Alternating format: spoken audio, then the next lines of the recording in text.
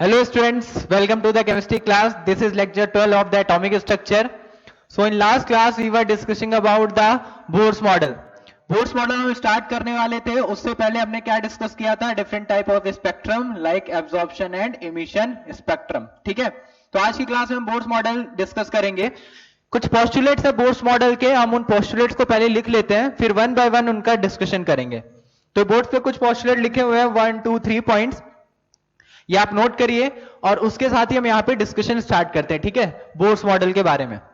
तो Bohr's model में पहला पॉइंट है atom has a central massive core nucleus where all positive charge are present. तो atom का जो सेंट्रल कोर होगा वो कैसा होगा? पॉजिटिव, जिसमें सारा का सारा पॉजिटिव चार्ज प्रेजेंट होगा. अब ये पॉइंट रदरफोर्ड मॉडल में भी था, जो हमने रदरफोर्ड मॉडल में देखा था. रदरफोर्ड ने भी यही बताया था कि सारा का सारा पॉजिटिव चार्ज कहां प्रेजेंट होगा? सेंटर पे, यानी पॉजिटिव चार्ज कंसंट्रेट होगा सेंटर पे, जो कि बहुत ही कम वॉल्यूम ऑक्यूपाई करेगा as compare to the total size और total volume of the atom. Same point है, मतलब जो रदरफोर्ड का जो मॉडल था उसी को लेके यहां पे आगे एक्सटेंड किया जा रहा है. कुछ और नई चीजें बोर्स यहां पे एक्सप्लेन करने वाले हैं. तो फर्स्ट पॉइंट वहां पे सेम है जो रदरफोर्ड ने बताया. बोर्स ने एक्चुअली जो मॉडल दिया है वो रदरफोर्ड मॉडल को कंसिस्ट करते हुए साथ में प्लांक्स क्वांटम थ्योरी का भी यूज किया गया यहां पे, जो इससे पहले हमने प्लांक्स क्वांटम थ्योरी पढ़ी थी और उसके बेसिस पे हमने फोटोइलेक्ट्रिक इफेक्ट देखा था. तो प्लांक्स क्वांटम थ्योरी का यूज करके एंड रदरफोर्ड मॉडल को भी यहां पे रखते हुए बोर्स ने एक नया मॉडल दिया. तो फर्स्ट पॉइंट तो सेम हो गया. Second point, the electron in an atom revolve around the nucleus in certain discrete orbit. Certain discrete orbits, such orbits are known as stable और stationary orbit. Very important line याद करिए. Rutherford model में हमने क्या पढ़ा था? Rutherford model में हमने ये पढ़ा था कि उन्होंने बोला था जो इलेक्ट्रॉन है वो न्यूक्लियस के अराउंड क्या करता है? एक सर्कुलर पाथ पे मोशन करता है. बस क्या? सर्कुलर पाथ पे मोशन कर रहा है. यहां पे ये बोल रहे हैं कि सर्टेन डिस्क्रीट ऑर्बिट, यानी कि ऐसा नहीं किसी भी सर्कुलर पाथ पे वो मोशन कर रहा है, एक फिक्स सर्कुलर पाथ पे वो वहां पे क्या करेगा? रिवॉल्व करेगा अराउंड द न्यूक्लियस. इस चीज को मैं आपको समझाता हूं. जैसे मान लीजिए ये मेरा न्यूक्लियस है. अब इस न्यूक्लियस के सराउंड में मैं कितने भी नंबर ऑफ शेल्स यहां पे बना सकता हूं, कितने भी मैं सर्कुलर पाथ बना सकता हूं. तो जो रदरफोर्ड मॉडल था वो ये बोल रहा था कि इलेक्ट्रॉन जो वो न्यूक्लियस के अराउंड सर्कुलर पाथ पे मोशन कर रहा है. कोई भी सर्कुलर पाथ हो सकता है. ये भी कोई अगर मैं सर्कुलर पाथ इसके अंदर बना दूं तो वो भी होगा, ऊपर भी होगा. लेकिन बोर्स क्या बोल रहे हैं? वो बोल रहे हैं कि किसी भी सर्कुलर पाथ पे मोशन नहीं होगा. कुछ फिक्स्ड सर्कुलर पाथ है, केवल उन पे इलेक्ट्रॉन का मोशन होगा. मतलब बनाने को हम डिफरेंट सर्कुलर पाथ बना सकते हैं अराउंड द न्यूक्लियस, लेकिन हर सर्कुलर पाथ पे जो इलेक्ट्रॉन होगा वो प्रेजेंट नहीं होगा. कुछ फिक्स्ड सर्कुलर पाथ होंगे जिनको हम सर्टेन डिस्क्रीट ऑर्बिट्स बोल रहे हैं, उन्हीं पे इलेक्ट्रॉन का मोशन होगा और उनको हम क्या डिफाइन कर रहे हैं? स्टेबल और स्टेशनरी ऑर्बिट. ठीक है. Then third point, very very important, electron can move only in those permissive orbit in which the angular momentum, angular momentum अगर अभी आपने नहीं पढ़ा है, नहीं पढ़ा होगा, एंगुलर मोमेंटम एमवीआर फॉर्मूला, अभी के लिए फॉर्मूला याद कर लीजिए इसके, फिर फिजिक्स में आप पढ़ेंगे. 10th क्लास में आपने मोमेंटम पढ़ा है ना, P is equal to m into v. तो m इंटू वी के साथ r भी आएगा और एंगुलर मोमेंटम तब आता है जब कोई बॉडी सर्कुलर पाथ पे मोशन करती है. ठीक है. तो यहां यही बोला जा रहा है, electron can move only in those permissive orbit in which the angular momentum of the electron is an integral multiple of h upon 2π, जहां पे h क्या है? Planck's constant. तो प्लांक्स कांस्टेंट का भी यहां पे यूज किया जा रहा है. और बेसिकली ये जो थर्ड पॉइंट है यही बोर्स मॉडल का हम बोल सकते हैं बेसिक है, जिसके बेसिस पे हम डिफरेंट रिलेशंस फाइंड आउट करेंगे. तो mvr is equal to nh upon 2π, where n is equal to 1 2 3. n जो होगा वो इंटीजर को रिप्रेजेंट कर रहा है और एंगुलर मोमेंटम हमारा क्या हो जाएगा? अगर n की वैल्यू 1 है तो क्या होगा? h upon 2π. n की वैल्यू 2 डालेंगे तो 2h अपॉन 2π, n की वैल्यू 3 डालेंगे तो 3h अपॉन 2π. ठीक है. This principle is known as quantization of angular momentum. इसको क्वांटाइजेशन ऑफ एंगुलर मोमेंटम बोलते हैं कि हमारे एंगुलर मोमेंटम का क्वांटाइजेशन कर दिया गया है. मतलब हम उसको एक तरह से फिक्स बोल दे रहे हैं कि कितना एंगुलर मोमेंटम पॉसिबल है. मतलब एंगुलर मोमेंटम ये पॉसिबल है h upon 2π, 2h upon 2π, 3h upon 2π. इनके बीच में डिफरेंट एंगुलर मोमेंटम जो पॉसिबिलिटी वो पॉसिबल नहीं है.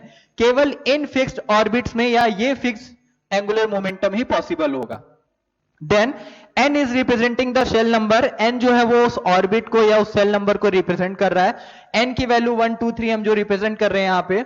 Are various energy level are designed as KLMN। KLMN तो सबने पढ़ रखा होगा 9th 10th क्लास में हम जो बोलते हैं कि first orbit K shell, then L shell, then M। तो फर्स्ट ऑर्बिट में 2 इलेक्ट्रॉन जाएगा, देन 8 जाएंगे, 18 जाएंगे, जो हम फॉर्मूला पढ़ते थे।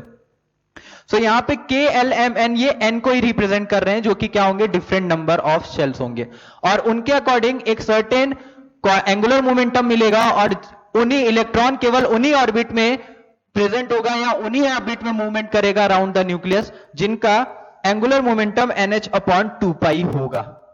क्लियर हुआ ये पॉइंट? फर्स्ट पॉइंट तो सबको क्लियर ही है। सेकेंड पॉइंट हम क्या बोल रहे हैं, सर्टेन डिस्क्रीट ऑर्बिट, यानी किसी भी ऑर्बिट में नहीं प्रेजेंट होगा, वो सर्टेन डिस्क्रीट ऑर्बिट में प्रेजेंट होगा। And third is the quantization of angular momentum. ठीक है, अब इसके बेसिस पे हम देखेंगे आगे कि कैसे रदरफोर्ड ने रेडियस निकाली, वेलोसिटी निकाली, एनर्जी निकाली किसी इलेक्ट्रॉन की, जो इलेक्ट्रॉन क्या होगा, प्रेजेंट होगा किसी सर्टेन ऑर्बिट में। हम आगे और डिफरेंट पोस्टुलेट्स के बारे में बात करते हैं, तो पहले सब लोग इसको नोट कर लीजिए इन 3 पॉइंट्स को। So now this is fourth and fifth point. Fourth point is emission or absorption of radiation takes place when electron moves from one stationary orbit to another. अब देखिए इस चीज को मैं यहां पे समझा रहा हूं। ये अगर मैंने बना दिया डिफरेंट सर्कुलर ऑर्बिट जिसमें इलेक्ट्रॉन प्रेजेंट हो सकता है, ये हो गया सेंटर पे न्यूक्लियस, ठीक है, और इलेक्ट्रॉन जो है वो प्रेजेंट है, मान लेते हैं हम इस ऑर्बिट में प्रेजेंट है, इस ऑर्बिट में इलेक्ट्रॉन है। तो ये क्या बोल रहा है, इमिशन और absorption of radiation takes place when electron move from one stationary orbit to another. तो किसी स्टेशनरी ऑर्बिट से अगर इलेक्ट्रॉन का ट्रांजिशन होगा, चाहे वो ऊपर जाए या नीचे आए, तो उस केस में एनर्जी का इमिशन और रेडिएशन होगा। The energy which is emitted और absorb by the electron is always equal to the difference in energy of the two orbit which is involve during the transition of an electron. ठीक है, electron के transition में जो energy यहां पे electron का जब ट्रांजिशन होगा, मान लेते हैं हम इस केस में कि इलेक्ट्रॉन यहां से निकल के ऐसे जा रहा है, ठीक है, अब यहां पे एनर्जी जो होती है, ये जो एनर्जी है यहां पे, इस इलेक्ट्रॉन जितना पास होगा न्यूक्लियस के, उस केस में उसकी एनर्जी उतनी कम होगी, और जैसे जैसे दूर जाएगा उसकी एनर्जी क्या होती है, इंक्रीज होती जाती है। ठीक है, ये अभी हम डेरिवेशन करेंगे तो देखेंगे। तो ये जो डेल्टा ई है, तो हम बोल रहे हैं कि ये एनर्जी इलेक्ट्रॉन किसमें फिक्स्ड, एक फिक्स सर्कुलर पाथ पे मोशन कर रहा है, उसकी एनर्जी यहां पे फिक्स्ड है। अब जब इलेक्ट्रॉन को यहां से यहां जाना है तो उसको एक सर्टेन अमाउंट में एनर्जी चाहिए होगी। मान लेते एग्जांपल के लिए मैं बोल रहा हूं कि ये मान लो कि इलेक्ट्रॉन जो यहां पे जो प्रेजेंट है उसकी एनर्जी है 10 जूल इस वाले ऑर्बिट में, और उसको यहां से यहां जाना है, और इस ऑर्बिट में एनर्जी है 15 जूल। तो इलेक्ट्रॉन इस ऑर्बिट में अगर गया तो उसको 5 जूल की एनर्जी रिक्वायर्ड है। 10 जूल की एनर्जी है, वो इस ऑर्बिट में घूम रहा है, उसको 5 जूल की एनर्जी चाहिए ताकि वो 15 जूल की एनर्जी उसे कंप्लीट हो जाए और वो ऊपर वाले ऑर्बिट में पहुंच जाए। तो इसको बाहर से कोई अगर रेडिएशन आके 5 जूल की एनर्जी दे दे, मैं ये जो रेडिएशन दिखा रहा हूं इज इक्वल टू मान लो 5 जूल, तो ये जो रेडिएशन है, जो रेडिएशन इसको मिला, ये रेडिएशन इसको 5 जूल मिला, तो इसकी एनर्जी होगी 15 जूल, जिससे ये यहां से ऊपर चला जाएगा, 15 जूल एनर्जी हो जाएगी। तो ये जो डिफरेंस है इन दोनों एनर्जी ऑर्बिट्स का, इन ऑर्बिट्स की एनर्जी का जो डिफरेंस है, उस डेल्टा ई अगर मैं लिखूं उसको, या इसी को मैं बोलूं E2 माइनस E1, E2 मतलब ये 15 जूल, E1 हो गई ये 10 जूल, तो इन दोनों का जो डिफरेंस होगा वो इंसिडेंट रेडिएशन की एनर्जी के इक्वल होगा, एच न्यू। इंसिडेंट रेडिएशन की एनर्जी ये जो है 5 जूल, इसी को तो हम बोलते हैं एच न्यू। जो लाइट यहां पे इंसिडेंट हुई, ये लाइट आई मतलब फोटोन आ रहा है, जो अभी हमने पढ़ा था प्लैंक्स क्वांटम थ्योरी, फोटोन आएगा कितना, 5 जूल का, उसकी एक फ्रीक्वेंसी होगी वो हम निकाल सकते हैं। 5 जूल का फोटोन आया, इलेक्ट्रॉन पे स्ट्राइक किया, इलेक्ट्रॉन को अपनी एनर्जी ट्रांसफर करेगा, जब उस इलेक्ट्रॉन को 5 जूल की एनर्जी मिलेगी तो 15 जूल की एनर्जी हो जाएगी और वो ऊपर चला जाएगा। इसको हम बोलते हैं एक्साइटेड स्टेट, मतलब इलेक्ट्रॉन जिस स्टेट में है, जिस ऑर्बिट में प्रेजेंट है, अगर उससे बाहर से कोई एनर्जी मिली तो वो उसको एब्जॉर्ब करेगा, और एब्जॉर्ब करने के बाद हायर एक्साइटेड स्टेट में चला जाएगा। ये हो रहा है, ठीक है। अब ये मैंने ली थी 15 जूल, ये 10 जूल, और इस वाले ऑर्बिट की एनर्जी मैं ले रहा हूं 5 जूल। मान लेते हैं इस ऑर्बिट की एनर्जी है 5 जूल। अब इलेक्ट्रॉन जो इस वाले ऑर्बिट में मूवमेंट कर रहा है, उसको क्या करना है, इस वाले ऑर्बिट पे आना है, तो उस बार एनर्जी उसको क्या करनी है, कम करनी है। पहले ऑलरेडी उसके पास 10 जूल की एनर्जी है, जिससे वो इस वाले सर्कुलर ऑर्बिट में मोशन कर रहा है, और उसको इस वाले ऑर्बिट में आना है जहां की एनर्जी है 5 जूल। तो उसको 10 से 5 में आने के लिए क्या करना पड़ेगा, 5 जूल की एनर्जी को इमिट करना पड़ेगा। इमिशन होगा, और ये जो इमिशन होगा ये भी रेडिएशन के फॉर्म में होगा। तो रेडिएशन के फॉर्म में ये जो इमिशन करेगा यहां से एनर्जी, तो अगर मैं बोलूं कि 10 से 5 में ये आ रहा है, तो यहां से एक एनर्जी ये बाहर निकालेगा, और ये जो एनर्जी होगी ये कितनी होगी, 5 जूल ही होगी। 5 जूल एनर्जी होगी। जब वो 10 से 5 में आएगा तो 5 जूल इमिट करेगा, और अगर उसको 10 से 15 में जाना है तो 5 जूल एब्जॉर्ब करेगा। तो ये जो एब्जॉर्ब एनर्जी है या जो एनर्जी इमिट हो रही है, ये एब्जॉर्प्शन और इमिशन की जो एनर्जीज है, ये हमेशा इन दोनों, ये जो हमारे सर्कुलर ऑर्बिट्स है जिनमें इलेक्ट्रॉन मोशन कर रहा है, जिसके बीच में ट्रांजिशन हो रहा है, उन दोनों की एनर्जी के डिफरेंस के इक्वल होगा। तो ये जो hν है, ये hν किसकी एनर्जी है, ये इमिशन एनर्जी भी हो सकती है जो यहां पे इमिट कर रहा है, या फिर ये एब्जॉर्प्शन एनर्जी भी हो सकती है। ये hν हमेशा E2 माइनस E1 के इक्वल होगा, उन दो एनर्जी लेवल के बीच का डिफरेंस होगा जिनके बीच में इलेक्ट्रॉन का ट्रांजिशन हो रहा है। ये पॉइंट यहां पे बोला गया, इमिशन और एब्जॉर्प्शन ऑफ रेडिएशन। इमिशन, जो इमिशन करेगा तो हाई एनर्जी से लो एनर्जी में आएगा, और जब एब्जॉर्ब करेगा तो उसकी एनर्जी बढ़ जाएगी, क्योंकि इलेक्ट्रॉन के पास पहले से 10 जूल थी, क्योंकि ये 10 जूल वाले ऑर्बिट में था, उसको 5 जूल की एनर्जी मिली, तो एब्जॉर्ब कर रहा है, एनर्जी इंक्रीज हो गई 50, तो ऊपर चला गया। तो इमिशन और absorption of radiation takes place when electron move from one stationary orbit to another. तो इलेक्ट्रॉन एक स्टेशनरी ऑर्बिट से किसी दूसरे स्टेशनरी ऑर्बिट में जब उसका मूवमेंट होगा, चाहे वो ऊपर जाए या फिर नीचे आए, उस केस में एक एनर्जी का या तो इमिशन होगा या एब्जॉर्प्शन होगा। अब वो हमको क्लियर है, हम देख के बता सकते हैं कि इलेक्ट्रॉन इस वाले ऑर्बिट में है, अगर उसको ऊपर जाना है तो एनर्जी एब्जॉर्ब करनी पड़ेगी, नीचे आना है तो एनर्जी इमिट करनी पड़ेगी। क्लियर हुआ ये point, fourth point. Now fifth point क्या था, the energy which is emitted और एब्जॉर्ब्ड। जो एनर्जी ये इमिट कर रहा है, अगर नीचे आया, स्टेशनरी ऑर्बिट में ट्रांजिशन हुआ तो एनर्जी इमिट करेगा, और अगर ऊपर जाना है तो एनर्जी एब्जॉर्ब करेगा। जो एनर्जी ये इमिट या एब्जॉर्ब कर रहा है by the electron is always equal to the difference in energy of the two orbit. तो उन दो ऑर्बिट की एनर्जी के बीच का डिफरेंस होगा जिनमें इलेक्ट्रॉन का ट्रांजिशन हो रहा है, which is involved during the transition of an electron. This energy delta E is equal to h nu, E2 minus E1 is equal to h nu. ठीक है, तो अब हम इसको, अगर मैं यहां पे दो डिफरेंट ग्राफ्स बना दूं, सॉरी ग्राफ्स नहीं, हम डायग्राम में बनाएंगे, ग्राफ कहां बनेगा यहां।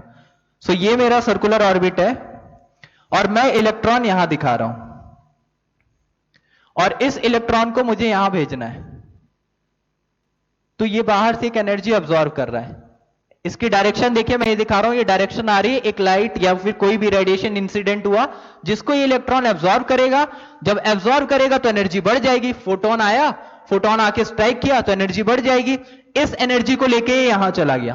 तो अगर इसकी एनर्जी मैं बोल दूं ये E1 है और ये E2 है, तो E2 माइनस E1, इन दोनों के एनर्जी का जो डिफरेंस होगा, this will be equal to h nu, जो इस इंसिडेंट लाइट की एनर्जी होगी, E is equal to h nu. तो इसको मैं बोल सकता हूं E, या फिर E2 minus E1 delta is equal to h nu. ये कौन सा केस है, एब्जॉर्प्शन वाला, कि इलेक्ट्रॉन जो इस स्टेशनरी ऑर्बिट में है उसको ऊपर वाले ऑर्बिट में जाना है। ऊपर वाले ऑर्बिट में जाने के लिए उसको एनर्जी की डिमांड है। एनर्जी उसको कहां से मिल रही है, कोई एक रेडिएशन आके यहां पे स्ट्राइक किया, एनर्जी ट्रांसफर करेगा, जिसकी वजह से इलेक्ट्रॉन इस ऑर्बिट से इस ऑर्बिट में जा रहा है। तो ये जो एनर्जी होगी, ये एनर्जी हमेशा इन दोनों के डिफरेंस के इक्वल ही होनी चाहिए, जो इससे पहले हमने एग्जाम्पल में बात किया था। उसी तरीके से अगर हम यहां पे रिप्रेजेंट कर रहे हैं कि इलेक्ट्रॉन यहां पे है और वो नीचे आ रहा है, यहां पे हमने इसको दिखाया था कि इलेक्ट्रॉन ये जा रहा है, डायरेक्शन देखिए मैं दिखा रहा हूं, इलेक्ट्रॉन ऊपर जा रहा है, इस बार इलेक्ट्रॉन क्या कर रहा है, नीचे आ रहा है। तो अगर इस इलेक्ट्रॉन को नीचे आना है यहां पे इस वाले ऑर्बिट पे, तो वो कुछ एनर्जी इमिट करेगा, एनर्जी इमिट कर रहा है, इस बार बाहर निकाल रहा है। अब अगेन अगर इसकी एनर्जी हमने दिखाई है E2, इसकी एनर्जी हमने दिखाई है E1, तो E2 minus E1 is equal to h nu. ये h न्यू के इक्वल होगा, ये इसकी एनर्जी है जो ये इमिट करने वाला है। ठीक है, किसी भी स्टेट में ट्रांजिशन। अब अगर मैंने सेम रख दिया कि इलेक्ट्रॉन के लिए मान लो ये हो गया n इज इक्वल टू 1, ये मान लो फर्स्ट ऑर्बिट है, ये मान लो सेकंड ऑर्बिट है, तो फर्स्ट से सेकंड में गया, और ये भी मान लो सेकंड है और ये भी मान लो फर्स्ट है। तो फर्स्ट से सेकंड में जाने में जितनी एनर्जी वो एब्जॉर्ब करेगा, सेकेंड से 1 में आने में उतनी एनर्जी इमिट कर देगा। ऑब्वियस सी बात है, 1 to 2 गया तो जितनी एनर्जी ऑब्जॉर्व करेगा 2 से 1 पे आने पे उतनी एनर्जी इमिट कर देगा। बट अगर 1 से 2 में जा रहा है और मान लो ये n इज इक्वल टू 4 है या n इज इक्वल टू 2 है, 4 से 2 में आ रहा है तो जो एनर्जी इमिट करेगा वो डिफरेंट हो जाएगी। तो उस 4 से 2 में आ रहा है या 1 से 3 पे जा रहा है, क्या हो रहा है वो सब हम आगे देखेंगे जब हम इसकी कैलकुलेशंस करेंगे। फिलहाल के लिए हमारे पास क्या हम यहां से समझ रहे हैं कि जब इलेक्ट्रॉन किसी हायर स्टेशनरी स्टेट में गया या फिर नीचे आ रहा है तो जो एनर्जी वो इमिट कर रहा है या फिर जो एनर्जी यहां पे अब्सॉर्ब कर रहा है, ये एनर्जी इन दोनों ऑर्बिट्स की एनर्जी के डिफरेंस के इक्वल होगा। क्लियर सबको? नोट कर लीजिए।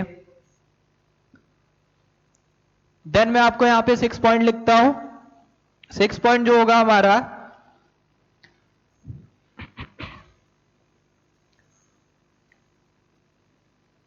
when electron is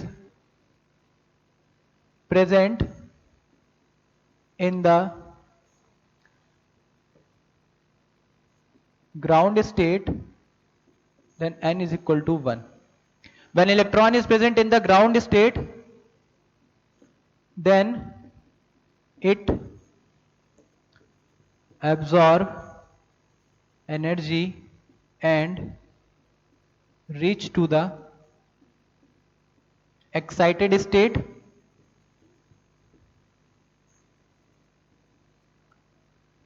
इलेक्ट्रॉन अगर अपनी ग्राउंड स्टेट में n इज इक्वल टू 1 मतलब फर्स्ट ऑर्बिट में, तो फर्स्ट ऑर्बिट में तो उससे नीचे तो आ नहीं सकता, उससे ऊपर ही जाएगा, सेकेंड ऑर्बिट में, थर्ड ऑर्बिट में, फोर्थ ऑर्बिट में। तो अगर इलेक्ट्रॉन अपनी n इज इक्वल टू 1 में प्रेजेंट है, जिसको हम क्या बोल रहे हैं, ग्राउंड स्टेट। ये क्वेश्चन करते टाइम आपको अगर n इज इक्वल टू 1 नहीं मिला तो ये लाइन मिल सकती है ग्राउंड स्टेट। तो ये याद रखिएगा, ग्राउंड स्टेट का मतलब n is equal to 1 first orbit की बात हो रही है। Then it absorb energy and reach to the excited state, जहां पे हम बोल सकते हैं first excited state is equal to क्या हो जाएगा, n is equal to 2। Second excited state n क्या हो जाएगी, 3। अगर इलेक्ट्रॉन ग्राउंड स्टेट में n is equal to 1 first orbit में प्रेजेंट है, then it absorb energy and reach to the excited state, जहां पे फर्स्ट एक्साइटेड स्टेट क्या हो जाएगी, 2। तो अगर वो पहले स्टेट में सेकेंड ऑर्बिट में जाना है तो फर्स्ट ऑर्बिट से सेकेंड में गया अगर, तो सेकेंड ऑर्बिट का नाम क्या हो जाएगा, फर्स्ट एक्साइटेड स्टेट। अगर वो थर्ड में गया तो नाम क्या हो जाएगा, सेकेंड एक्साइटेड स्टेट। बट ये उस इलेक्ट्रॉन के लिए ही होगा जो फर्स्ट ऑर्बिट में प्रेजेंट है। अब अगर कोई इलेक्ट्रॉन पहले से ही सेकेंड ऑर्बिट में प्रेजेंट है तो वो उसकी ग्राउंड स्टेट हो जाएगी। समझ में आ रहा है? अगर कोई इलेक्ट्रॉन पहले से ही सेकेंड ऑर्बिट में प्रेजेंट है तो वो उसकी ग्राउंड स्टेट होगी, और उसको अगर एक्साइट करेंगे तो उसका फर्स्ट एक्साइटेड स्टेट क्या बन जाएगा, n इज इक्वल टू 3। समझ में आया? तो अगर कोई n इज इक्वल टू 1 में प्रेजेंट है तो उसके रिस्पेक्ट में हम यहां पे बात कर रहे हैं कि n इज इक्वल टू 1 वाले इलेक्ट्रॉन के लिए n इज इक्वल टू 2 जो होगा वो first excited state, n is equal to 3 क्या हो जाएगा, सेकेंड एक्साइटेड स्टेट। क्लियर सबको? तो ये हमारे कुछ पोस्टुलेट्स थे बोर्स एटॉमिक मॉडल के। अब इन पोस्टुलेट्स का यूज करके हम देखेंगे कि जो बोर्स ने बताया कि इलेक्ट्रॉन एक फिक्स्ड सर्कुलर पाथ पे ही मोशन करता है, वो उन्होंने कैसे कैलकुलेट किया। अब उसके लिए उन्होंने कुछ कैलकुलेशंस की, कुछ डेरिवेशंस फाइंड आउट किए, जिसमें हमारे रेडियस, वेलोसिटी एंड एनर्जी की कैलकुलेशंस आती हैं। ठीक है, तो इसमें फर्स्ट कैलकुलेशन स्टार्ट करते हैं पोस्टुलेट्स के बाद। Calculation of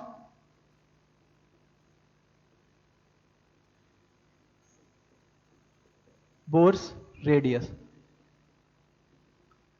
calculation of bourse radius. तो ये हमारे एटम है और ये रेडियस हो गई, यहां से दिखा रहे हैं न्यूक्लियस से लेके r डिस्टेंस में। इलेक्ट्रॉन, कोई इलेक्ट्रॉन है जो कि किसी भी रैंडम ऑर्बिट में, ये मान लेते हैं nth ऑर्बिट है, और इसको हम रिप्रेजेंट कर रहे हैं Rn से।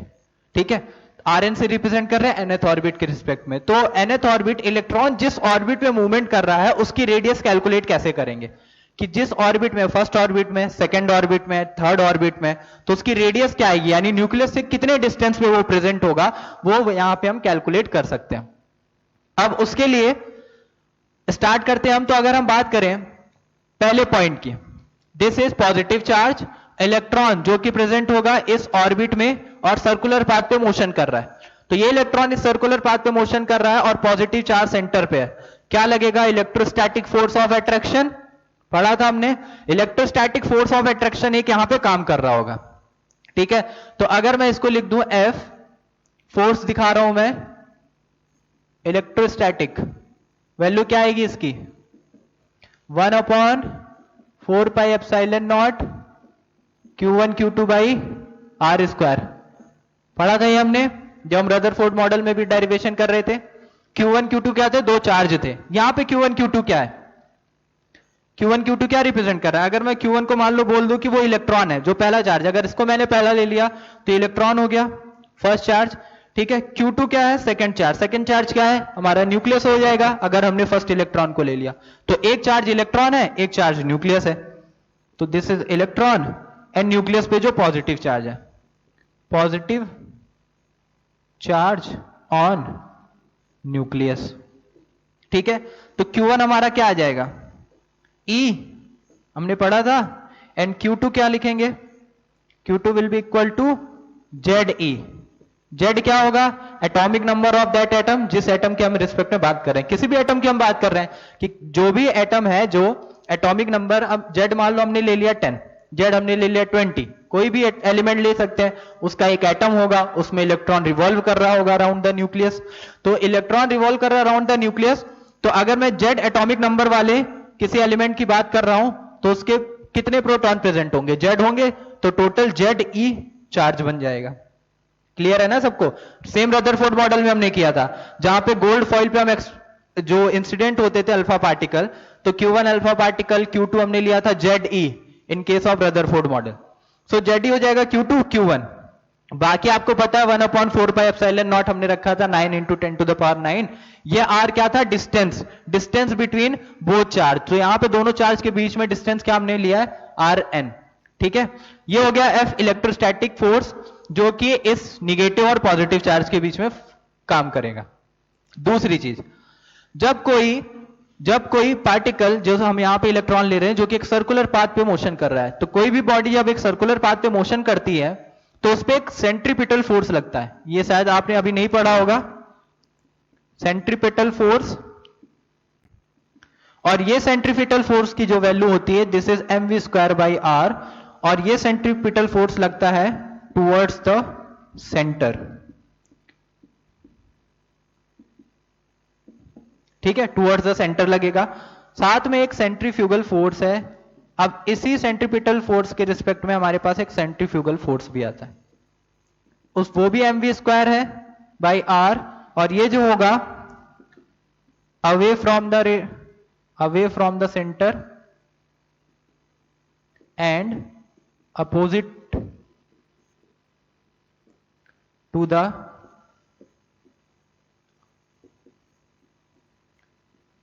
सेंट्रीफ्यूगल फोर्स, ठीक है। तो ये सब लोग बना लिया, मैं यहां पे रफ करता हूं इसको।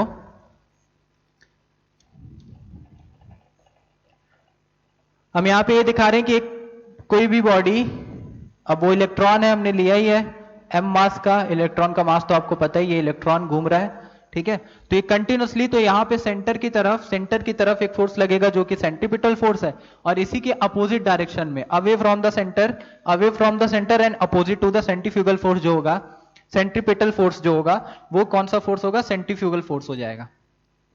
दिस इज सेंट्रीपिटल फोर्स, ये इसके एग्जैक्ट अपोजिट होगा, ठीक है। और ये अपीयर होता है, एग्जैक्ट फोर्स नहीं होता, स्यूडो फोर्स भी हम इसको बोलते हैं। तो ये हमारा सेंट्रीफ्यूगल फोर्स है, सेंट्रीफ्यूगल फोर्स। और एक इलेक्ट्रोस्टैटिक फोर्स है जो इसको इधर खींच रहा है, ठीक है। अब कंटिन्यूअसली इलेक्ट्रॉन ऐसे घूम रहा है, जो न्यूक्लियस है उसको अपनी तरफ खींच रहा है, सेंट्रीफ्यूगल फोर्स भी लगेगा जो अपोजिट डायरेक्शन में लग रहा है, ठीक है। जिसकी वजह से अगर मैं बोल दूं कि इलेक्ट्रॉन अपने पाथ पे अगर कंटिन्यूअसली घूम रहा है, तो कब घूमेगा? वो तभी घूमेगा जब ये दोनों फोर्स इक्वल होंगे। अगर ये इलेक्ट्रोस्टैटिक फोर्स इस इलेक्ट्रॉन को अपनी तरफ खींच लेगा, या इलेक्ट्रोस्टैटिक फोर्स की वैल्यू ज्यादा हुई, तो इलेक्ट्रॉन इधर आने लगेगा। या फिर अगर हम बोल दें कि सेंट्रीफ्यूगल फोर्स की वैल्यू ज्यादा हो गई, तो इलेक्ट्रॉन क्या करेगा? वो इस पाथ पे, जिस पाथ पे वो मोशन कर रहा है, उस पाथ पे मोशन नहीं कर पाएगा, तो इस सर्कुलर ऑर्बिट पे मोशन नहीं कर पाएगा। तो बाहर निकल जाएगा। तो अगर वो कंटिन्यूअसली अपने पाथ पे मोशन कर पा रहा है, इसका मतलब इन दोनों फोर्सेस की वैल्यू मुझे क्या करनी पड़ेगी, इक्वल करनी पड़ेगी। और ये centripetal force centrifugal force equal ही होते हैं, बट दोनों की बस डायरेक्शन अपोजिट है, mv²/r। ठीक है, अब हम ये भी बोल सकते हैं कि ये जो सर्कुलर पाथ पे मोशन कर रहा है इलेक्ट्रॉन, इसको सर्कुलर पाथ पे मोशन करेगा, एक सेंट्रीपिटल फोर्स आएगा, वो सेंट्रीपिटल फोर्स उसको कहां से मिल रहा है, वो सेंट्रीपिटल फोर्स उसको इलेक्ट्रोस्टैटिक फोर्स भी प्रोवाइड कर रहा है। जो इलेक्ट्रोस्टैटिक फोर्स है वही उसको सेंट्रीपिटल फोर्स प्रोवाइड कर रहा है। या फिर बोल सकते हैं जो सेंट्रीफ्यूगल फोर्स है वो और इलेक्ट्रोस्टैटिक फोर्स मिलके एक दूसरे को बैलेंस कर रहे हैं, जिसकी वजह से वो कंटिन्यूअस अपने पाथ पे मोशन कर रहा है। तो दोनों ही केसेस में हमारे पास क्या हो जाएगा, F जो इलेक्ट्रोस्टैटिक फोर्स है, अगर मैं इसको E लिख दूं तो सेंट्रीपिटल फोर्स के इक्वल, मतलब मैं फिर से बोल रहा हूं कि जो सेंट्रीपिटल फोर्स है वही इसको इलेक्ट्रोस्टैटिक फोर्स की वजह से मिल रहा है, जिसकी वजह से वो सर्कुलर पाथ पे मोशन कर रहा है। या फिर सेंट्रीफ्यूगल फोर्स जो होगा और इलेक्ट्रोस्टैटिक फोर्स ऑफ अट्रैक्शन वो दोनों इक्वल हो जाएंगे। तो उस केस में हम यहां पे रखेंगे 1/4πε0, Q1 की जगह E, Q2 की जगह ZE डिवाइडेड बाय R का स्क्वायर। R हमने क्या लिया था, N लिया था, चलो N रख दिया। ये हम रख रहे हैं mv²/r, R हमने N लिया था तो R N से रिप्रेजेंट कर रहे हैं। ये 1/4πε0, 1/4πε0 ये हो जाएगा ZE square upon R N का स्क्वायर, ये हो गया mv²/r n। ये एक R N से R N कैंसिल आउट हो जाएगा, तो हमारे पास R N क्या मिल जाएगा, R N अगर मैंने उधर ट्रांसफर किया तो 1/4πε0 ZE स्क्वायर, ये आर एन मैंने इधर ट्रांसफर कर दिया, डिवाइडेड बाय mv²। ठीक है,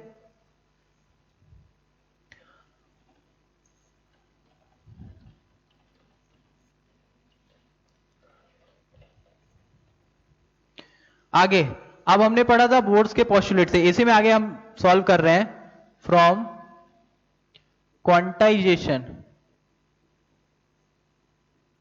क्वांटाइजेशन ऑफ एंगुलर मोमेंटम,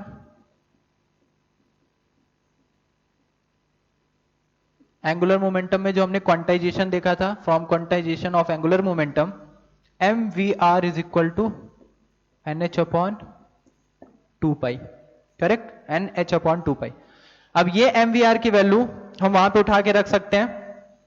इस mv को अगर हम इधर ट्रांसफर कर दे या फिर rn को आप इधर ट्रांसफर, तो ओवरऑल हमें क्या कैलकुलेट करना है, r की वैल्यू कैलकुलेट करनी।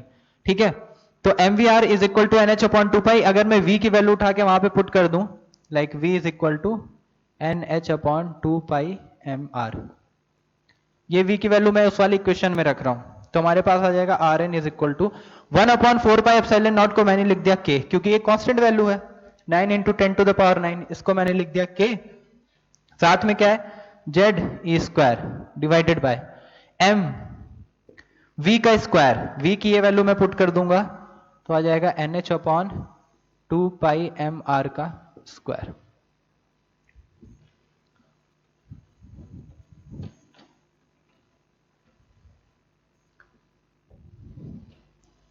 Then Rn is equal to, और ये जो R है ये भी Rn बन जाएगा, क्योंकि हम n से रिप्रेजेंट कर रहे थे उस रेडियस के लिए। ठीक है, देन Rn हमारे पास आ जाएगा kZE स्क्वायर इंटू ये m, ये n स्क्वायर h स्क्वायर बन जाएगा, और ये ऊपर चला जाएगा। जब वो ऊपर जाएगा तो क्या स्क्वायर करेंगे इसका, 4π स्क्वायर m स्क्वायर Rn का square divided bye n square m n square h square. ठीक है, n स्क्वायर h स्क्वायर। तो Rn इज इक्वल टू, ये Rn है, इधर भी एक Rn है, तो इस Rn से Rn को अगर मैं कट कर दूं तो आपके पास बचेगा क्या, चलो मैं इस Rn को अगर नीचे लेके आ जाता हूं, Rn इज इक्वल टू, पहले तो m कट करते हैं, और कुछ कट हो रहा है, नहीं कट हो रहा है, तो kZE square into 4π square upon n square h square into Rn का स्क्वायर। अब एक Rn को मैंने कैंसिल आउट कर दिया, तो ये Rn इधर आएगा, या इस Rn को इधर रखते हैं तो ये इधर चला जाएगा, तो Rn is equal to n square h square upon 4π square m kZE square. m भी रहा होगा ना एक, ये m स्क्वायर था, so this is m into 4π²। So n square H square, ये n स्क्वायर एच स्क्वायर मैंने इधर ट्रांसफर किया और ये पूरी वैल्यू को मैं नीचे लेके आ गया, तो बन गया 4π² m k z e square. This is the value of R N. यानी nth ऑर्बिट, अगर इलेक्ट्रॉन nth ऑर्बिट में प्रेजेंट है तो उसकी रेडियस क्या आ जाएगी, n square H square divided by 4π² m k z square. इसको मैं नाम दे रहा हूं क्वेश्चन ए। क्लियर? तो क्वांटाइजेशन ऑफ एंगुलर मोमेंटम का यूज कर रहे हैं, यानी बोर्स का जो पोस्टुलेट था उसका यूज करके हम यहां पे रेडियस का कैलकुलेशन कर रहे हैं। अब इसमें क्या क्या रिप्रेजेंट कर रहा है, n क्या रिप्रेजेंट कर रहा है, nth ऑर्बिट जिसमें इलेक्ट्रॉन घूम रहा है, एन ये रिप्रेजेंट कर रहा था नंबर ऑफ शेल जिसमें इलेक्ट्रॉन घूम रहा है, n हो गया। h क्या रिप्रेजेंट कर रहा है, h is the Planck's constant, जो कि कितना हो जाएगा 6.626 into 10 to the power minus 34 joule into second, ये हो गया। देन 4π², ये कांस्टेंट वैल्यू है 4π²। m क्या है, m जो था वो mass of electron, mass of electron which is equal to 9.1 10 to the power minus 31 kg। Correct. k क्या रिप्रेजेंट कर रहा है, k था हमारा 1/4πε0, जिसकी वैल्यू हम लिखते हैं कितना 9 into 10 to the power 9 newton metre square coulomb square. Then k के बाद क्या है, z आपको पता है atomic number of given atom, जो भी एटम है उसका एटॉमिक नंबर हो जाएगा। एंड E क्या है, चार्ज ऑफ इलेक्ट्रॉन जो हम रखते हैं, जिसकी वैल्यू कितनी हो जाएगी 1.6 10 to the power minus 19 coulomb. ये हो गई। अब इस वैल्यू में हम ये सारी वैल्यूज अगर पुट करें, जब हम ये सारी वैल्यूज पुट करेंगे, क्या क्या पुट कर रहे हैं, तो R N is equal to nth orbit को रिप्रेजेंट कर रहा है तो n स्क्वायर रहेगा। h की वैल्यू रखेंगे जो मैंने यहां पे लिखा है 6.626 into 10 to the power minus 34। 4π² constant है। m की वैल्यू आपको पता है 9.1 into 10 to the power minus 31। k की value 1/4πε0 9 into 10 to the power 9 रखेंगे। z हमको पता नहीं है, जो भी क्वेश्चन में दिया गया उसके अकॉर्डिंग रख सकते हैं। एंड e की वैल्यू आपको पता है। ये सारी वैल्यूज जब हम यहां पे पुट करते हैं तो हमारे पास मिलेगा 0.529 n स्क्वायर बाई z। ठीक है, और ये मिलेगा एंगस्ट्रॉम में, या फिर एक लाइन में लिख ही देता हूं, अदरवाइज कंफ्यूज ही रहोगे तुम लोग। R N is equal to n square, h की value 6.626 into 10 to the power minus 34, ये हो गया इसका स्क्वायर, डिवाइडेड बाय 4π²। पाई की वैल्यू तो पता है ना सबको। m की value 9.1 10 to the power minus 31। k कितना था 1/4πε0, जिसको हम रिप्रेजेंट कर रहे थे 9 into 10 to the power 9। z को मैं z की जगह रख रहा हूं। e की value 1.6 into 10 to the power minus 19 का स्क्वायर बनेगा। So R N is equal to क्या आ जाएगी, ये सारी वैल्यूज जब आप कैलकुलेट करेंगे तो ये भी पता हमें, ये सारी वैल्यूज पुट करने के बाद केवल क्या बचेगा n स्क्वायर और z। तो ये पूरी वैल्यू किस में आएगी, मीटर में आएगी, क्योंकि r कैलकुलेट कर रहे हैं और सबकी हमने एमकेएस यूनिट यूज की है। तो r क्या आएगा, मीटर में आएगा रेडियस। अब उसको हम एंगस्ट्रॉम में कैलकुलेट, जब ये पूरी कैलकुलेशन आप करेंगे तो वैल्यू आपको मिलती है 0.529, साथ में n square divided bye z angstrom. ठीक है, तो ये दो चीजें आपको याद रखनी है इस डेरिवेशन में। पहले तो डेरिवेशन ही याद होना चाहिए कैसे हम कर रहे हैं, उसके बाद ये दो फॉर्मूले कैलकुलेशन करते टाइम ये वाला फॉर्म भी यूज हो सकता है और ये भी हो सकता है। जनरली आप यही यूज करेंगे, बट ये बाकी डेरिवेशंस में यूज होगा। n square h square divided by 4π² m k z square. सारी वैल्यूज पुट की हैं जो हमें यहाँ पे दिख रही हैं, तो हमारे पास rn की वैल्यू आ जाएगी ये। Clear? Now if hydrogen atom is taken, अगर हमने हाइड्रोजन एटम लिया है तो Z कितना हो जाएगा, Z1 हो जाएगा। बोर्ड्स मॉडल की बात कर रहे हैं, किसी का भी एटम ले सकते हैं। हमने हाइड्रोजन एटम लिया तो Z हो जाएगा 1। तो for n is equal to 1, उसके फर्स्ट ऑर्बिट क्या, हाइड्रोजन एटम ले रहे हैं और उसके भी फर्स्ट ऑर्बिट की बात कर रहे हैं, तो Rn कितना आ जाएगा। Rn का मतलब क्या हो गया, nth ऑर्बिट को रिप्रेजेंट कर रहा है, n 1 रख दिया तो ये 1 हो जाएगा। R1 यानी फर्स्ट ऑर्बिट की रेडियस कितनी आ जाएगी 0.529 एंगस्ट्रॉम। ये R1 हम बोल सकते हैं फर्स्ट ऑर्बिट की रेडियस, ठीक है। उसी तरह अगर हम हाइड्रोजन एटम के रिस्पेक्ट में जेड हम 1 ही लेके चल रहे हैं, जेड 1 रखेंगे, R2 कैलकुलेट करेंगे, R2 का मतलब 2 रख रहे हैं यहां पे, तो कितना आ जाएगा 0.529 इंटू 4, ये आ जाएगी वैल्यू, ये R2 आ जाएगी। सिमिलरली R3 निकाल सकते हैं, R4 निकाल सकते हैं, ठीक है। आगे इसी में Rn फॉर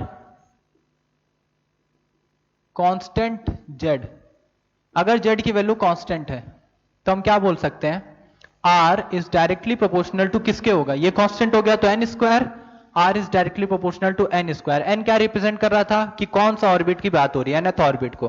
तो जैसे जैसे ऑर्बिट बढ़ेगा ऑब्वियस सी बात है रेडियस इंक्रीज होती जाएगी। अगर फर्स्ट ऑर्बिट हम देख रहे हैं सेंटर से तो रेडियस कम होगी, सेकंड ऑर्बिट की बात करेंगे रेडियस इंक्रीज होगी, बट वो डायरेक्टली प्रोपोर्शनल n नहीं है, n के स्क्वायर के डायरेक्टली प्रोपोर्शनल है। समझ में आ रहा है। तो सेकंड ऑर्बिट में बात करेंगे तो रेडियस 4 टाइम्स इंक्रीज हो जाएगी। So r is directly proportional to n square, जहां से हम बोल सकते हैं अगर इसको मैं कांस्टेंट के फॉर्म में लिखूं तो r इज इक्वल टू आ जाएगा k n square, proportional sign हटाऊंगा तो एक कांस्टेंट आ जाएगा। और इसी तरीके से हम ये भी बोल सकते हैं कि r2 by r1 is equal to n2 by n1 का होल स्क्वायर। तो अगर आपको क्वेश्चन में रेशियो पूछा जा रहा है कि दो डिफरेंट ऑर्बिट दिए गए हैं, एक ऑर्बिट की रेडियस दी गई है, दूसरे ऑर्बिट की रेडियस निकालनी है, तो r2 बाई r1 का हम यहां पे डायरेक्टली यूज कर सकते हैं n2 बाई n1 का होल स्क्वायर, ठीक है। ये जो k है ये मैंने कोई कांस्टेंट दिखाया है, कुछ भी लिख सकते हैं, ठीक है। अदरवाइज आपको ये यहां से तो पता ही चल रहा है r directly proportional to n square है, तो r2 by r1 is equal to n2 by n1 का होल स्क्वायर होगा, है ना। सो ये हो गया, सी हम दिखा रहे हैं कांस्टेंट, बट स्टिल मैं बोल रहा हूं जब z कांस्टेंट है, ऑब्वियस सी बात है z कांस्टेंट होगा, ये वैल्यू ऑलरेडी कांस्टेंट है, तो ये दोनों कांस्टेंट हो जाएंगे, तो Rn केवल n पे डिपेंड करेगा।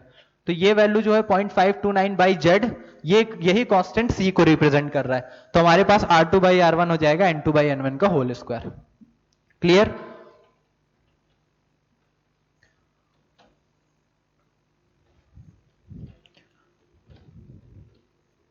Similarly if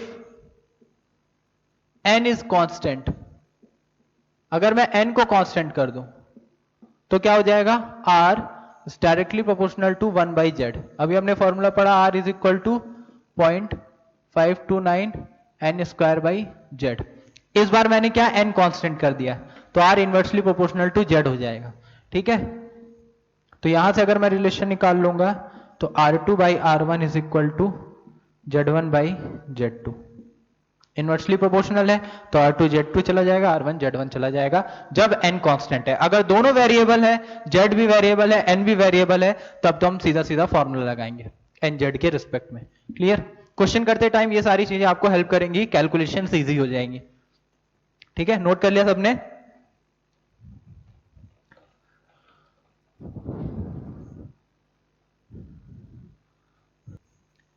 now second, calculation of velocity, ठीक है। अब देखते हैं कि वेलोसिटी का कैलकुलेशन क्या आता है।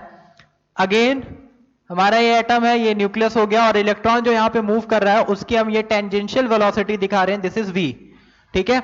अब इस टेंजेंशियल वेलोसिटी, ये हमको वेलोसिटी कैलकुलेट करनी है, और ये जिस ऑर्बिट में घूम रहा है वो हमने माना nth ऑर्बिट Rn, तो वेलोसिटी को भी हम रिप्रेजेंट कर दे रहे हैं vn के साथ, दिस इज vn, ठीक है। ये इलेक्ट्रॉन है, घूम रहा है vn वेलोसिटी के साथ, क्योंकि nth ऑर्बिट की हम बात कर रहे हैं, हमने ये क्या लिया है nth ऑर्बिट। बाकी इलेक्ट्रॉन घूम रहा है तो उसका एक मास तो हो गई, वो हमने देखा ही था अभी m के रिस्पेक्ट में, वो आपको पता है vn वेलोसिटी है, Rn की रेडियस है, वो Rn की वैल्यू हमने कैलकुलेट की थी। अब वेलोसिटी कैलकुलेट करते हैं, ठीक है। तो अभी हमने देखा from bourse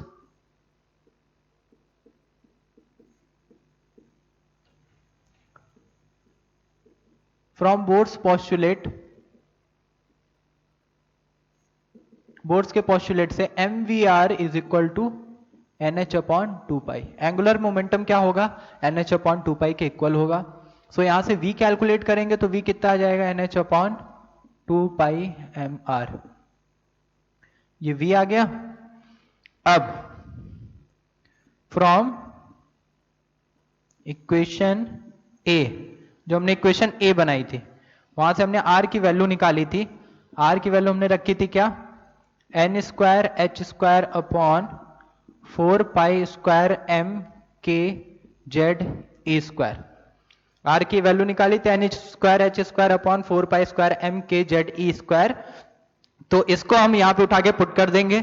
so v is equal to n h upon 2 pi m, n h upon 2 pi m. ये r जो है जिसको हम आर एन से रिप्रेजेंट कर रहे हैं, अगर ये वी एन है तो हम वी एन कैलकुलेट कर रहे हैं, दिस इज आर एन। और ये r की वैल्यू हम उठा के रख सकते हैं यहाँ पे।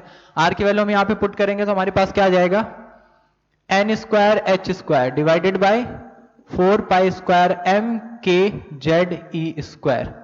Correct, N square H square 4 pi square M के जेड स्क्वायर, जो आर एन की वैल्यू हमने यहाँ पे उठा के रख दी। अब उससे हमें क्या मिलेगा, ये आर एन ही था हमारे पास,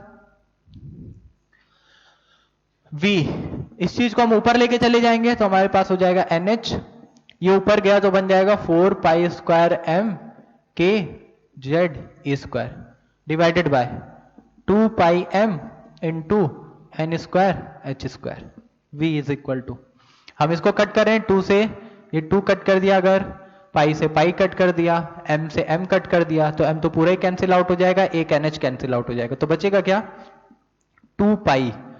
ये 2 से 4 कट किया तो 2, एक पाई से एक पाई कट किया तो एक पाई बच जाएगा, m से m कैंसिल आउट हो जाएगा, k बच गया 2 पाई k जेड ई स्क्वायर डिवाइडेड बाय, ये 2 पाई m कैंसिल आउट ही हो गया, ये बच गया NH।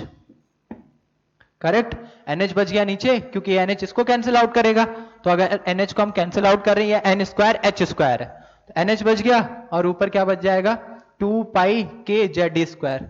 ठीक है, दिस इज अ वेलोसिटी, और ये वेलोसिटी किस में आएगी, मीटर पर सेकंड में ही आएगी।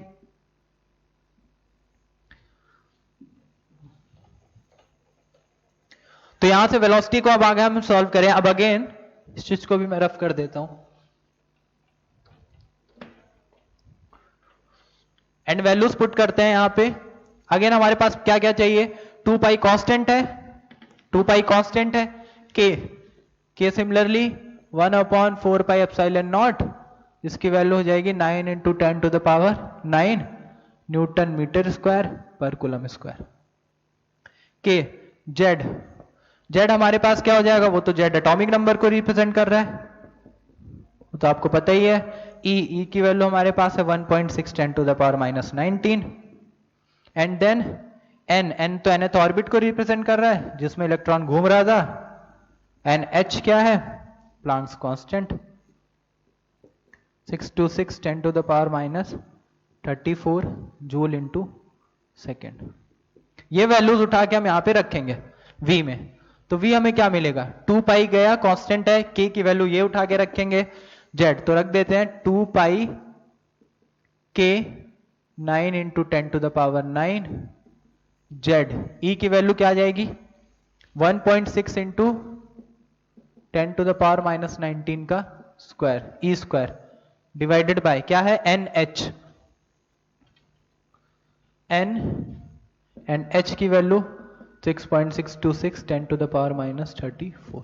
इसको हम कैलकुलेट करेंगे तो हमारे पास जो वैल्यू आएगी वो आएगी 2.188 इंटू 10 टू द पावर 6। ये सारी वैल्यूज रख देंगे, बचेगा क्या z, this is z divided by n, and ये वैल्यू किस में हो जाएगी, मीटर पर सेकेंड। तो हमारे पास v आ गया 2.188 into 10 to the power 6 z upon n, this is z, इसको 2 मत समझ लीजिएगा, this is z upon m metre पर सेकेंड। ये वैल्यू आती है वेलोसिटी के लिए। ठीक है, ये वैल्यू याद कर लेंगे, जैसे आर की वैल्यू अभी पड़ी थी, और अगेन हम इसको किस में रिप्रेजेंट कर रहे थे, वी एन के साथ, तो nth ऑर्बिट के लिए आ जाएगा। ठीक है, एन की वैल्यू जो भी आएगी। अब सिमिलरली इसी में आगे हम करें, अगर लाइक इफ, नोट डाल के या इसी में नोट कर सकते हैं क्योंकि कैलकुलेशन ऑफ वेलोसिटी कर रहे हैं, मान लो नोट ही डाल लेते हैं हम, नोट डाल के, if Z is constant, first if z is constant, if Z is constant तो वी एन क्या होगा, जेड कांस्टेंट किया मैंने, ये तो ऑलरेडी एक कांस्टेंट वैल्यू है, जेड भी कांस्टेंट कर दिया तो दोनों का मल्टीप्लाई कांस्टेंट हो जाएगा, केवल वेरिएबल क्या होगा एन, तो v n is inversely proportional to n, तो मतलब V2 बाई V1 क्या बन जाएगा N1 बाई N2, क्योंकि इनवर्सली प्रोपोर्शनल है तो V2 के लिए N2 नीचे चला जाएगा, V1 के लिए N1 क्या आ जाएगा ऊपर आ जाएगा। Second point, similarly if N is constant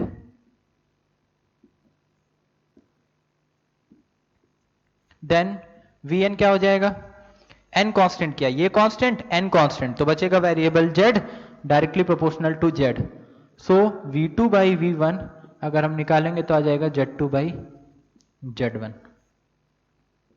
तो V2 बाई V1 क्या आ जाएगा Z2 अपॉन Z1, तो ये दो रिलेशन है, Z कांस्टेंट हुआ तो N1 बाई N2 के साथ क्या रिलेशन आएगा Vn का इनवर्सली प्रोपोर्शनल, एंड अगर N कांस्टेंट किया है तो Vn क्या हो जाएगा डायरेक्टली प्रोपोर्शनल टू Z, तो V2 by V1 Z2 by Z1।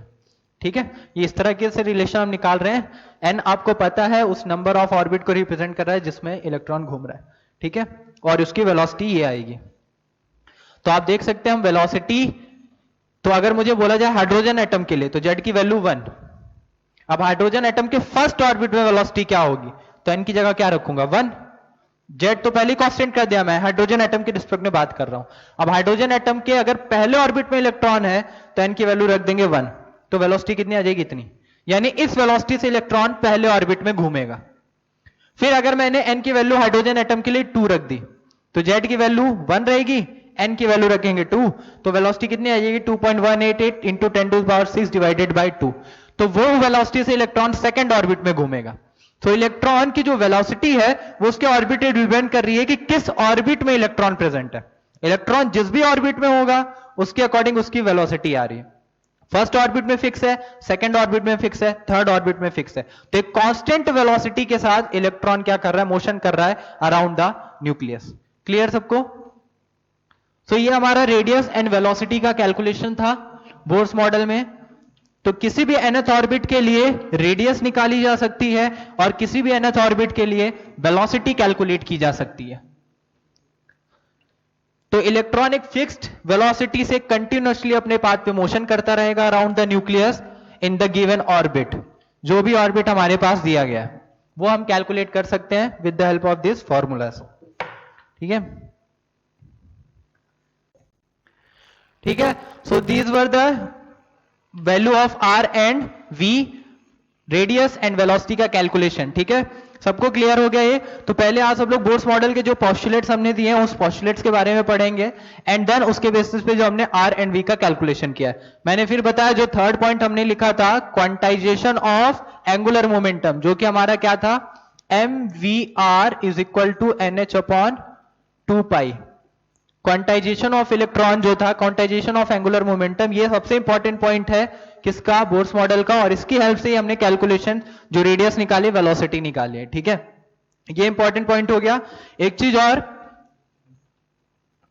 जो मुझे लग रहा है शायद कुछ लोगों को डाउट आए कि ये इलेक्ट्रॉन जो हमने दिखाया था ये पॉजिटिव न्यूक्लियस है और इलेक्ट्रॉन ये घूम रहा है, तो इस पे एक इलेक्ट्रोस्टैटिक फोर्स ऑफ अट्रैक्शन ये लग रहा है, सेंट्रीफ्यूगल फोर्स अपोजिट डायरेक्शन में लग रहा है। तो एफ सी दिखा रहा हूं centrifugal force and F E दिखा रहा हूं इलेक्ट्रोस्टैटिक फोर्स ऑफ अट्रैक्शन। तो हमने यहां पे f e is equal to f c किया था और उस कंसेप्ट का हमने यूज किया था। F E electrostatic force of attraction जो इधर लग रहा है, सेंट्रीफ्यूगल फोर्स जो अपोजिट डायरेक्शन में लग रहा है, इन दोनों की वैल्यू हमने इक्वल की थी। This is centrifugal force and this is electrostatic force of attraction. ठीक है, अब उसमें मैंने एक और चीज लिखी थी सेंट्रीपिटल फोर्स। सेंट्रीपिटल फोर्स भी जो मैंने बोला कि वो क्या करेगा, जब एक बॉडी सर्कुलर पाथ पे मोशन कर रही है तो कंटिन्यूअसली लगेगा टुवर्ड्स द न्यूक्लियस, जिसकी वैल्यू भी क्या होगी m v square by r, और उसी सेंट्रीपिटल फोर्स के अपोजिट लगेगा सेंट्रीफ्यूगल फोर्स। ठीक है, तो ये नहीं करना है कि हम यहाँ पे ये जो सेंट्रीपिटल फोर्स है उन दोनों का एडिशन सेंट्रीफ्यूगल फोर्स के इक्वल होगा, नहीं, ऐसा नहीं है। जो सेंट्रीपिटल फोर्स है, फिर बोल रहा हूं, जो सेंट्रीपिटल फोर्स है, अगर सेंट्रीपिटल फोर्स का कंसेप्ट लगा रहे हैं तो उसमें सेंट्रीपिटल फोर्स आ कहां से रहा है, क्यों वो सर्कुलर पाथ पे मोशन कर रहा है? वो सर्कुलर पाथ पे मोशन कर रहा है इस इलेक्ट्रोस्टैटिक फोर्स ऑफ अट्रैक्शन की वजह से। जो इलेक्ट्रोस्टैटिक फोर्स ऑफ अट्रैक्शन लग रहा है वो क्या कर रहा है, देखो इधर ध्यान से, अगर मैं बोलूं ये बॉडी है, ये एक इलेक्ट्रॉन है, तो ये इस वेलोसिटी से मूव कर रहा है, तो इसकी वेलोसिटी v है, वो इधर निकलना चाहेगा v वेलोसिटी से। बट ये न्यूक्लियस क्या कर रहा है, उसको अपनी तरफ अट्रैक्ट कर रहा है, जिसकी वजह से वे इधर ना जाके ऐसे मुड़ गया, तो वो इस पाथ पे आया। फिर मान लो इस पॉइंट पे मैं दिखाऊं, इस पॉइंट पे इसकी वेलोसिटी होगी ये, बट अगेन वेलोसिटी क्या होगी, चेंज होगी, क्योंकि एक attraction force towards the nucleus है, तो अगेन वेलोसिटी चेंज हो गई। फिर ये जाना चाहिए इस पाथ पे, अगर मैं वेलोसिटी दिखा दूं कैसे निकल रहा है, तो वेलोसिटी होनी चाहिए, क्योंकि v वेलोसिटी से टेंजेंशियल वेलोसिटी आएगी हर पॉइंट पे, यहां से ऐसे जाना चाहिए उसको इस डायरेक्शन में, बट अगेन उसको न्यूक्लियस अपनी तरफ खींच रहा है, जिसकी वजह से ये हो गई। तो सेंट्रीपिटल फोर्स जो लग रहा है टुवर्ड्स द न्यूक्लियस, वो किसकी वजह से लग रहा है, वो इसी इलेक्ट्रोस्टैटिक फोर्स ऑफ अट्रैक्शन की वजह से लग रहा है। तो जो इसकी तरफ लग रहा है, जिसकी वजह से ये एक सर्कुलर पाथ पे मोशन कर रहा है, सो सर्कुलर पाथ पे जो मोशन है वो सेंट्रीपिटल फोर्स जो लग रहा है वो इलेक्ट्रोस्टैटिक फोर्स ऑफ अट्रैक्शन की वजह से ही लग रहा है। तो अगर हम ये भी बोलें कि जो इलेक्ट्रोस्टैटिक फोर्स ऑफ अट्रैक्शन है वो उस सेंट्रीपिटल फोर्स के भी इक्वल होगा, सेंट्रीपिटल फोर्स, और ये ई मैं दिखा रहा हूं इलेक्ट्रोस्टैटिक फोर्स ऑफ अट्रैक्शन। तो ये जो बॉडी है इसको इस सर्कुलर पाथ पे बनाए कौन रख रहा है, इस सर्कुलर पाथ पे इसको मोशन कौन करवा रहा है, ये इलेक्ट्रोस्टैटिक फोर्स। और जब वो सर्कुलर पाथ पे मोशन करेगा तो सेंट्रीपिटल फोर्स उसकी वजह से जनरेट हो रहा है, तो ये सेंट्रीपिटल फोर्स ही Fe के इक्वल हो जाएगा। यहां से भी करेंगे तो 1/4πε0 Q1 Q2 by are square, और ये हो जाएगा mv स्क्वायर बाई आर। और मैंने आपको बताया कि सेंट्रीपिटल हो या सेंट्रीफ्यूगल फोर्स की बात करें, सेंट्रीफ्यूगल फोर्स दोनों की वैल्यू क्या होगी, mv square by r. But ये सेंट्रीफ्यूगल फोर्स क्या है, जो कि केवल एक अपीयर्ड फोर्स है ना। तो इस केस में कोई कंफ्यूज नहीं होगा, हम सेंट्रीपिटल फोर्स के रिस्पेक्ट में या सेंट्रीफ्यूगल फोर्स के रिस्पेक्ट में भी ये वैल्यू mv स्क्वायर आर के इक्वल ही आ जाएगी। क्लियर सबको, ठीक है। इसके आगे हम नेक्स्ट क्लास में डेरिवेशन करेंगे किसका, एनर्जी का। जो इलेक्ट्रॉन एक घूम रहा है एक सर्कुलर पाथ पे, उसकी फिक्स्ड अमाउंट में एक एनर्जी होगी जिस भी ऑर्बिट में वो प्रेजेंट होगा, ठीक है। उस एनर्जी का कैलकुलेशन करेंगे और फिर हम आगे डिस्कशन करेंगे इस एटम के मॉडल का। क्लियर सबको, चलिए थैंक यू।